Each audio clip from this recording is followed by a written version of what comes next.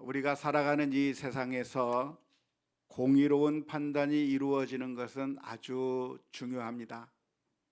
공의로운 판단이 이루어질 때 우리가 그나마 행복하게 살아갈 수가 있는 것이죠. 행복한 삶을 누리기 위해서는 모든 것들이 공평하고 공정하게 진행이 될 때, 그때 우리는 행복한 삶을 살아갈 수가 있을 것입니다. 만일 어떤 사람이 선한 일을 행했다고 한다면 그 선한 사람에게는 그의 마땅한 보상이 이루어지는 것이 공정한 것이 되겠고, 만일 어떤 사람이 악을 행했다고 한다면 그 악을 행한 것에 응당한 처벌이 내려져야 그런 사회가 공평한 사회라고 할 수가 있겠고, 그러한 공정함이 제대로 잘 유지되는 세상이라야 모든 사람들이 참 자신의 삶을 행복하게 잘 살아갈 수 있을 것이라고 믿습니다. 그렇게 공정한 세상이 되는 것이 어쩌면 행복한 삶을 누리기 위한 전제 조건이라고 할 수가 있는 것이죠. 하지만 우리가 실제로 살아가는 이 세상이 어떠한 세상이라고 생각이 드십니까? 어떠한 일들이 많이 벌어진다고 생각을 하십니까? 안타깝게도 공의로운 판결이 이루어지기보다는 부당한 일들이 여기저기서 많이 일어나는 것을 보면서 참 마음 아픈 그런 때를 많이 경험하게 될 것입니다. 그것은 단순히 재판정에서만 일어나는 일이 아니라 우리가 살아가는 우리 모든 삶 자체가 어쩌면 일종의 재판과 같다고 할 수가 있겠는데요. 우리들이 살아가는 이 삶의 현장 가운데서 공의로운 판결, 제대로 된 평가, 이런 것들이 잘 이루어져야 할 텐데 그런 일들이 잘 이루어지지 않는다고 한다면 참 힘들고 어려운 것이죠. 특별히 우리 자녀들과 우리 부모님들과의 관계 가운데서도 부모님들이 우리 자녀들을 대할 때 자녀들이 부모님의 평가를 들으면서 자라게 됩니다. 부모님들이 자녀들을 어떻게 바라보고 있는가, 우리 자녀들을 잘 평가해주고 그 했던 모든 것들에 대해서 제대로 인정해주고 한다고 하면 우리 자녀들이 신이 나는 거죠. 우리 자녀들이 너무나도 즐거움 가운데 행복하게 살아갈 수가 있게 되는 것이죠. 하지만 만일 우리 자녀들이 무엇인가 열심히 하려고 하고 있음에도 불구하고 부모님이 늘 핀잔만 하고 너는 왜 그 모양이냐, 너는 왜 그런 식이냐 하면서 그런 평가를 내리게 될 때 자녀들이 내가 부당한 평가를 받고 있다고 생각이 되면 잘못된 길로, 삐뚤어진 길로 갈 가능성들이 많이 있는 겁니다. 따라서 이런 판단이라고 하는 것이 재판정에서만 이루어지는 것이 아니라 모든 우리 살아가는 모든 분야 내에서 이러한 판단들이 이루어지고 있다고 할 수가 있겠는데요. 모든 공동체 속에서, 모든 사람들과의 관계 속에서 이런 직장에서든지 교회에서든지 아니면 가정에서든지 그리고 인간관계 속에서 어떤 사람들을 제대로 인정해 주느냐 인정받지 못하느냐 하는 이 이슈가 정말 큰 문제로 다가온다고 하는 사실을 알 수가 있을 것입니다. 요즘 한참 동계 올림픽이 진행되고 있는데요. 스포츠를 보면 참 즐거움이 많습니다. 그나마 스포츠가 대중적인 인기를 끌고 있는 이유가 무엇일까요? 그나마 어쩌면 좀 불공평한 이 세상 가운데서도 그나마 제대로 된 판결이 이루어지는 곳이 스포츠 분야이기 때문이 아닐까 싶습니다. 누가 금메달을 따게 되는가, 좋은 성적을 올린 사람이, 그 사람이 아무리 힘이 없는 나라에서 왔든, 그 사람이 아무리 정말 어려운 환경에서 왔든 그것과 상관없이 오로지 그 사람의 실력으로만 평가를 받아서 세계 최상의 기량을 마음껏 발휘하게 될 때 그동안 흘렸던 땀과 눈물과 수고와 모든 것들이 금메달이라고 하는 그 메달로서 보상을 받고 그리고 평가를 받게 될 때 선수는 너무나도 좋아서 기뻐 눈물을 흘리게 되는 것이고, 그것을 바라보는 우리 수많은 사람들도 함께 기뻐하고 즐기는 그런 일들이 일어나게 되는 것입니다.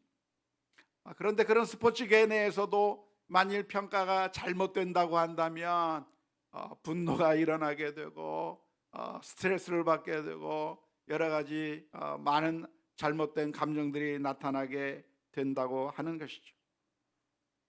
우리가 살아가는 이 세상의 많은 분야에서 수많은 평가들이 이루어지고 판단들이 이루어지고 있는데, 그런데 제대로 된 판단이 이루어지지 않게 되는 그 이유들이 어디에 있을까요? 어쩌면 그것 중에 하나가 잘못된 증인 때문이라고도 할 수가 있겠습니다. 오늘 잠언서 19장 28절의 말씀에서 이렇게 기록하고 있습니다. 망령된 증인은 정의를 업신여기고 악인의 입은 죄악을 삼키느니라 라고 말씀하고 있습니다.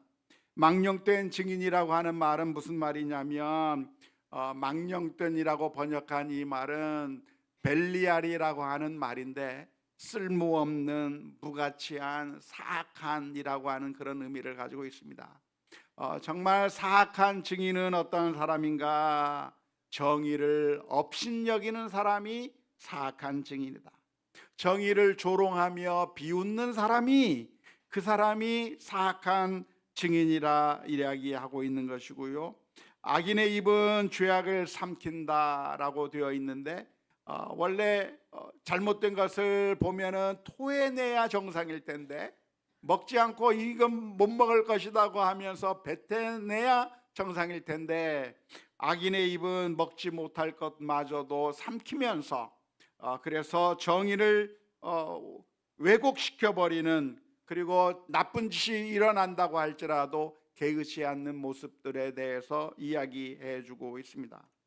이렇게 악한 증인들이, 망령된 증인 그리고 사악한 증인들이 이렇게 거짓 정의를 업신여기면서 재판을 굽게 만드는 이유가 어디에 있겠습니까? 그것은 바로 하나님을 두려워하지 않기 때문에 그런 것이죠. 만일 우리가 하나님을 두려워한다고 한다면 그럴 수는 없는 것입니다. 공의의 하나님이 계시다고 하는 사실을 안다고 하면, 하나님께서 계시고 모든 것을 심판하시는 하나님이 계시다고 하는 사실이 있다고 한다면, 그러면 우리는 거짓 증인이 될 수가 없는 것이죠. 잘못된 일에 옳다고 말하고 옳은 일에 대해서 아니라고 말할 수가 없는 것이죠. 그런데 이 세상에서 수많은 일들이 일어나고 있는데 잘못된 판단들이 일어나고 있고 그리고 악을 선하다고 하고 선을 악하다고 말하는, 이렇게 정의를 굽게 만드는 일들이 많이 일어나는 이유가 무엇인가? 그것은 하나님이 계시지 않다고 확신하고 있기 때문에 이런 일들이 일어나는 것이라고 할 수 있습니다. 뿐만 아니라 하나님을 믿지 않을 뿐만 아니라 돈이 우리들의 우상이 되어버리면 그런 현상들이 나타나게 되어 있습니다. 나에게 있어서 누가 하나님인가? 하나님이 나의 하나님이라고 한다면 우리는 악한 것을 선하다고 말할 수가 없는 것이죠. 하나님이 정말 나의 하나님이라고 한다면 거짓 증인이 될 수가 없는 것이죠. 하지만 하나님이 아니라 돈이 우상이 되면 그 돈 때문에 거짓말하고 돈 때문에 잘못된 증언을 하고 정의를 굽게 하는 일들이 많이 발생하게 된다고 하는 것입니다. 사실 돈이라고 하는 것은 무엇인가? 하나님과 비슷한 면을 가지고 있습니다. 돈이 어떤 면을 가지고 있기 때문에 하나님과 비슷하다고 할 수가 있는 것이죠. 돈은 전능성이 있습니다. 하나님이 전능하신 하나님이라고 하는데 돈도 그런 하나님과 비슷하게 전능성을 가지고 있어서 돈만 있다고 한다면 안 되는 일이 없고, 돈만 있다고 한다면 모든 것들을 다 해내기 때문에 돈이라고 하는 그 자체가 우리 수많은 사람들에게 마치 하나님처럼 느껴지게 만드는 그런 요소가 돈에게 있는 것이죠. 그래서 그 돈이 시키는 대로 나의 이익을 위해서라고 한다면, 내가 무엇인가를 많이 얻을 수 있다고 한다면, 잘못된 증언, 잘못된 그런 거짓 증언들을 통해서 이 세상을 불공평하게 만들고 악하게 돌아가게 만드는 일에 함께하는 그런 안타까운 결과를 가져오게 되고야 마는 것입니다. 하지만 우리가 분명하게 기억할 것이 있다고 하면 무엇일까요? 돈과 하나님이 비슷해 보이기는 하지만, 그러나 돈은 결코 하나님이 될 수가 없다고 하는 것입니다. 돈은 무엇입니까? 하나님과는 달리 우리를 파멸로 이끄는 존재인 것이죠. 결국 그 돈은 우리의 행복을 앗아가 버리고, 우리가 그 돈을 우상으로 삼기 시작할 경우에 그 돈을 적당히 우리가 활용하고 이용하는 것까지는 괜찮겠지만, 그러나 그 돈을 우상으로 생각하고, 그래서 돈이 시키는 대로 거짓말하고 돈이 시키는 대로 악한 일을 하게 된다고 한다면 어떻게 될 것인가? 결국 우리가 패망의 길로 가게 되는, 약속한 그 행복을 돈이 주는 것이 아니라 오히려 우리를 더 힘들게 만들고 고통스럽게 만들어버리는 결과를 가져오기 때문에 우리는 늘 신실하게 하나님을 섬기면서 하나님께서 원하시는 거룩하고 정의로운 길에 우리 모두가 설 수 있기를 주님의 이름으로 축원합니다. 안타깝게도 우리 크리스천이라고 스스로를 말하는 사람들 가운데서 하나님을 믿는다고 말은 하지만 사실은 하나님을 믿는 것이 아니라 돈을 우상으로 섬기는 사람들이 많이 있습니다. 그리고 교회 안에 그런 사람들이 숨어 들어와 있을 수가 있는 것이죠. 그러한 사람들에게 속아 넘어갈 것이 아니라 우리는 항상 진리의 말씀에 귀를 기울여야 되고, 하나님 앞에 진실하게 서면서 하나님께서 우리에게 말씀하시는 것이 무엇인지를 기억하며 거룩의 길로 나아가는 우리 모두가 다 되어야 될 줄로 믿습니다. 그런데 오늘 잠언서 19장 29절의 말씀에서 무슨 이야기를 하고 있습니까? 심판은 거만한 자를 위하여 예비된 것이요, 채찍은 어리석은 자의 등을 위하여 예비된 것이니라. 심판은 거만한 자를 위하여 예비되어 있다고 하는데, 여기서 말하는 거만한 자가 어떤 사람일까요? 거만한 자, 그 거만한 자는 바로 정의를 버리는 사람을 거만한 자라고 하겠습니다. 28절에서 그렇게 망령된 증인은 정의를 업신여긴다라고 표현하고 있는데, 망령된 증인은 정의를 어떻게 하는가? 정의를 우습게 한다는 거죠. 정의를 비웃어버린다고 하는 것이죠. 그러니까 바로 망령된 증인이 교만한 자가 되는 겁니다. 거만한 자가 되는 것이죠. 그런 거만한 자, 망령된 증인에게, 거짓 증인에게 무엇이 준비되어 있는가? 하나님의 심판이 준비되어 있다라고 오늘 말씀에 기록되어 있고, 그런 어리석은 자를 위해서, 그 어리석은 자의 등을 위하여서 채찍이 준비되어 있다라고 말씀하고 있는 겁니다. 결국 하나님을 두려워하지 아니하고 악을 행하는 자, 거짓 증언을 하는 사람들은 어떻게 될 것인가? 하나님의 채찍에 맞을 것이다, 그렇게 경고하고 있다고 하는 것을 기억해야 되는데요, 채찍에 맞는다고 했으니까 어떻게 하면 되나요? 까짓것 채찍 몇 대 맞으면 됩니까? 그게 아니고, 하나님의 채찍이 그냥 몇 대 맞아서 되는 게 아니라 그것은 완전히 우리를 파멸로 이끄는 그런 채찍이라고 하는 사실을 기억하면서, 우리가 두려워하는 마음으로, 내가 만일 악의 편에 선다면, 내가 만일 거짓 증인이 된다고 한다면, 내가 돈을 위해서 잘못된 길로 나가게 된다면 우리에게 무엇이 기다리고 있는가? 하나님의 심판이 기다리고 있다. 지금 당장 우리에게 돈이 굴러 들어올 수도 있겠고 이득이 생길 수도 있을지 모르지만, 그러나 만일 우리가 돈을 우상으로 섬기면서 거짓을 향해서 나아가게 된다고 한다면, 잘못을 하게 된다고 하면 어떻게 되는가? 하나님의 영원한 심판, 하나님의 영원한 채찍질이 있어서 우리가 결국 망할 수밖에 없다고 하는 사실을 기억하면서 우리가 경각심을 가지고 하나님을 두려워하는 마음으로 우리가 진리 가운데 서는 우리가 다 되어야 될 줄로 믿습니다. 사실 우리들은 증인이 되기도 하고 재판관이 되기도 하고 재판장에 가는 것뿐만이 아니라 우리의 실생활에서 늘 다른 사람들에 대해서 판단하고 증언하는 일들을 하면서 살게 되어 있습니다. 그래서 이 말씀이 재판정에 관한 말씀으로 설명되어 있지만, 재판정이 아닌 우리들의 24시간 내내의 삶 가운데서도 우리는 늘 무엇인가를 판단하고 무엇인가를 증언하고 사는 삶이기 때문에, 그럴 때 우리는 어떻게 살아야 되는가? 하나님의 말씀을 깊이 묵상하면서 하나님의 뜻에 맞는 그런 삶을 살아가는 우리 모두가 되어야 될 줄로 믿습니다. 예수님께서 하신 말씀이 무슨 말씀입니까? 마태복음 7장 1절에서부터 5절 말씀에 이렇게 말씀해 주셨습니다. 비판을 받지 아니하려거든 비판하지 말라. 너희가 비판하는 그 비판으로 너희가 비판을 받을 것이요, 너희가 헤아리는 그 헤아림으로 너희가 헤아림을 받을 것이니라. 어찌하여 형제의 눈 속에 있는 티는 보고 내 눈 속에 있는 들보는 깨닫지 못하느냐?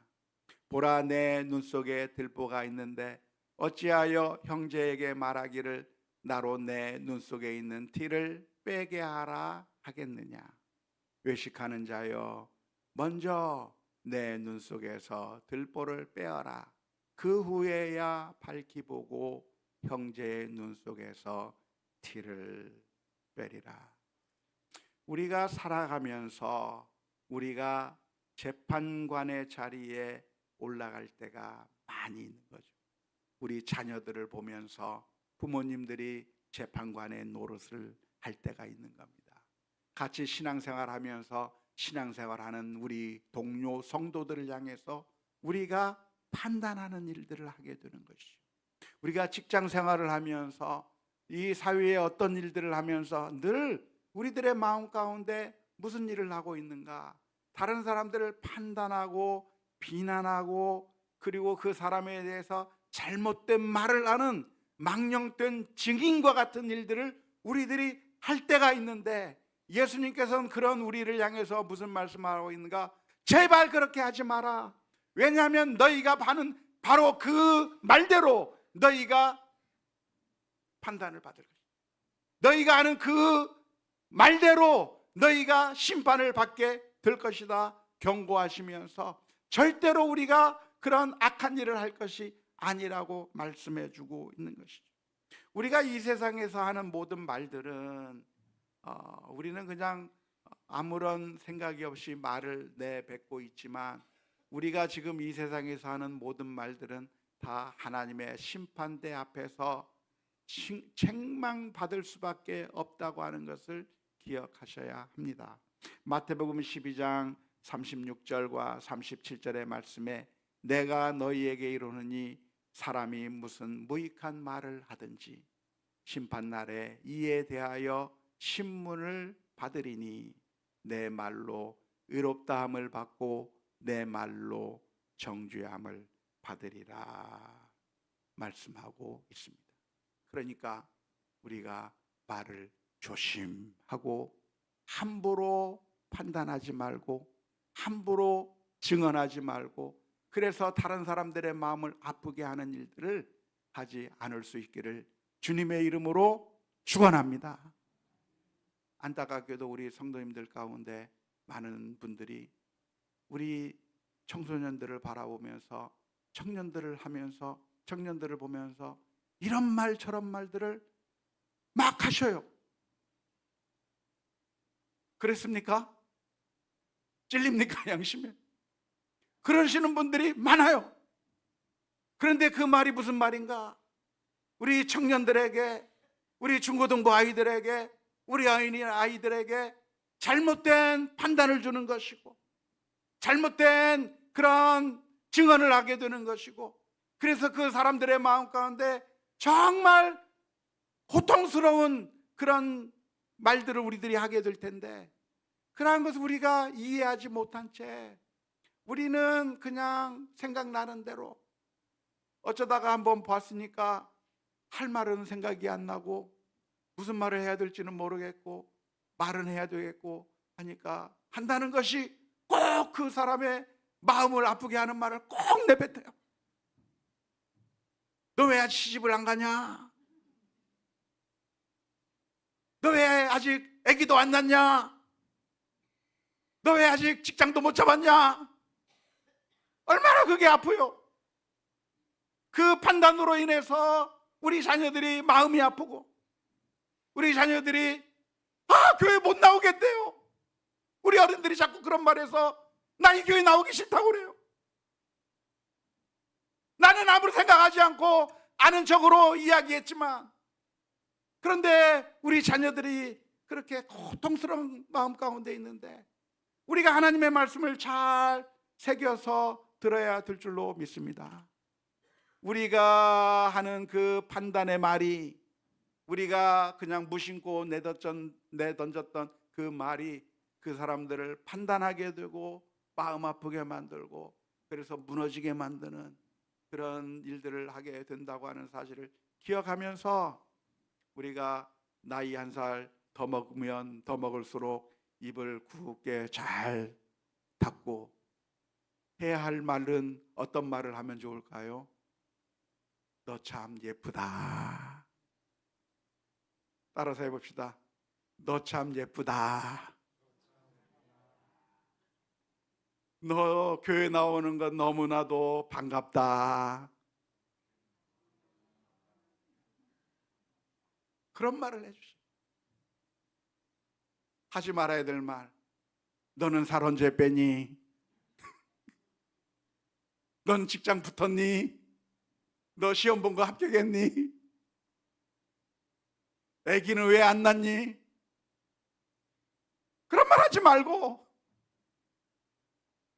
우리 자녀들이 믿음 생활 잘할 수 있도록 우리의 말 한마디 한마디가, 나는 무의식 중에 던졌던 그 말이 사실은 그 사람을 판단하는 말이 되고 마음 아프게 하는 말이고, 그 사람의 정체성을 잘못된 기준으로 일방적으로 판단해서 마치 실패자처럼 느껴지게, 나는 아무런 가치가 없는 사람처럼 느껴지게 그렇게 판단하는 말이 되어서 우리 자녀들을 무너뜨리는 그런 너무나도 큰 말이 된다고 하는 사실을 기억하면서 우리의 말들을 조심조심 할 수 있는 우리 모두가 다 될 수 있기를 주님의 이름으로 축원합니다. 우리 자녀들이 잘 알아요. 내게 무엇이 부족하고, 우리 젊은 성도들이 잘 알아요. 우리 자녀들에게 무엇이 부족하다는 건 너무나도 잘 알아요. 그래서 그거 고쳐보고 싶고 잘해보고 싶고 열심히 하고 싶은데 못해서 힘들고, 못해서 고통스러운데 옆에서 한마디 더 건드려서 너 왜 그거 못하니? 너 왜 그거 뭐 안 하고 있니? 해서 무너뜨릴 것이 아니라, 그런 말들로서 그 사람들을 판단하고 정죄하는 것 같은 느낌을 주고 그래서 무너지게 만들 것이 아니라, 우리가 우리의 입술에 파수꾼을 세워서 선하고 좋은 칭찬하고 격려하는 말, 따뜻한 말들을 하면서 우리 자녀들을 세울 수 있는 우리 모두가 다 될 수 있기를 바랍니다.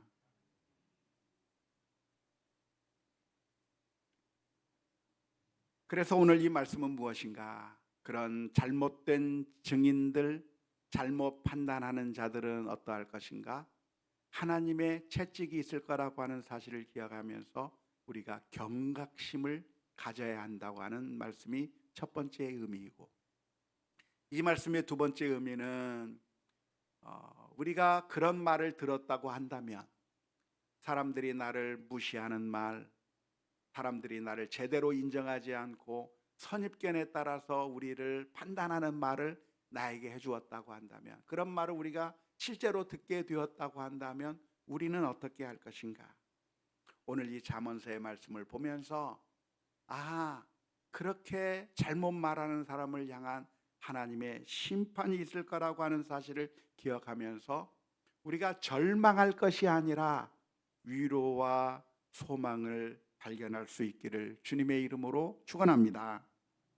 때때로 우리는 살아가면서 우리를 향해서 조언으로 가장한 날카로운 이야기들을 들으면서 살 때가 많습니다. 저도 그렇게 정신을 바짝 차리지 않으면 저도 종종 그렇게 얘기해서 많은 사람들을 아프게 할 때가 많이 있는데요, 그런 이야기를 들을 때 우리는 어떻게 되는가? 너무나도 마음이 아픈데, 그런데 그 아픈 말을 들었을 때 우리가 절망할 것이 아니라 하나님께서 결국 이런 사람들을 향해서 심판의 칼을 준비하고 계시다라고 하는 사실을 기억하면서 위로를 얻어야 할 줄로 믿습니다. 하나님은 어떤 하나님이십니까? 정의로우신 하나님이신 거죠. 공의로우신 하나님인 겁니다.